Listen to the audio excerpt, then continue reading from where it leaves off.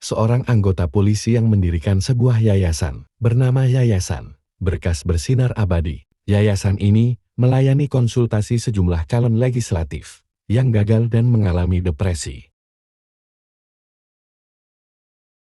Di rumah yang difungsikan sebagai pesantren bagi mereka yang mengalami gangguan kejiwaan ini, seorang perwira polisi mencurahkan waktu luangnya di sela bertugas. Bersama timnya, ia melayani mereka yang membutuhkan bantuan untuk memulihkan kondisi kejiwaan. Wikda Purnomo, yang kini berdinas sebagai Binmas di Polres Lamongan, Jawa Timur, dikenal sebagai salah satu pegiat sosial dalam menangani orang dengan gangguan jiwa atau OKIR di Kabupaten Lamongan. Banyak pasien yang dijemput dari jalanan maupun yang diantar keluarganya untuk berobat, memulihkan kondisi mental dan psikisnya di pesantren yang didirikan Wikda Purnomo.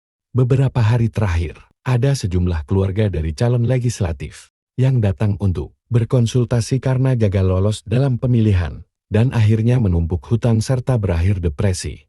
Salah satunya adalah caleg dari Pacitan yang gagal dan sudah mengeluarkan biaya hingga 1 miliar rupiah. Sang caleg bahkan tak berani pulang ke rumah karena bingung harus mencari uang untuk membayar kembali hutangnya.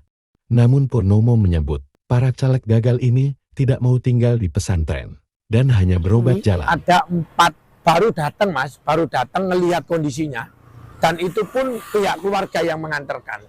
Yang terakhir kemarin ada caleg ya gagal, yang daftar itu istrinya, suaminya seorang guru.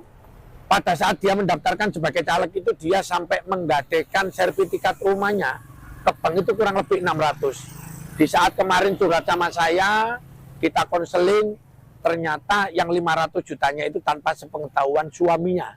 Sehingga total 1 miliar lebih. Di saat tahu habis segitu gagal, sehingga suaminya langsung menangis. 200 lebih OKIR kini ada di yayasan yang dirintis Purnomo.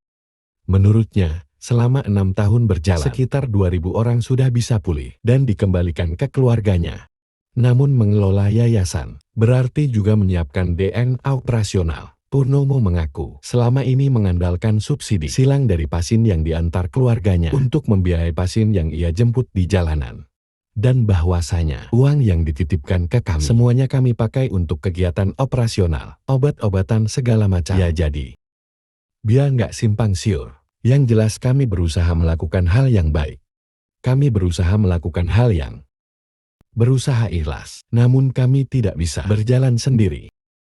Gangguan kejiwaan saat ini menjadi salah satu problem sosial yang cukup rumit. Apalagi di tahun politik yang seringkali membuat seseorang yang awalnya optimis bisa menjadi anggota dewan yang terhormat, berakhir menjadi pasien kejiwaan yang harus dirawat.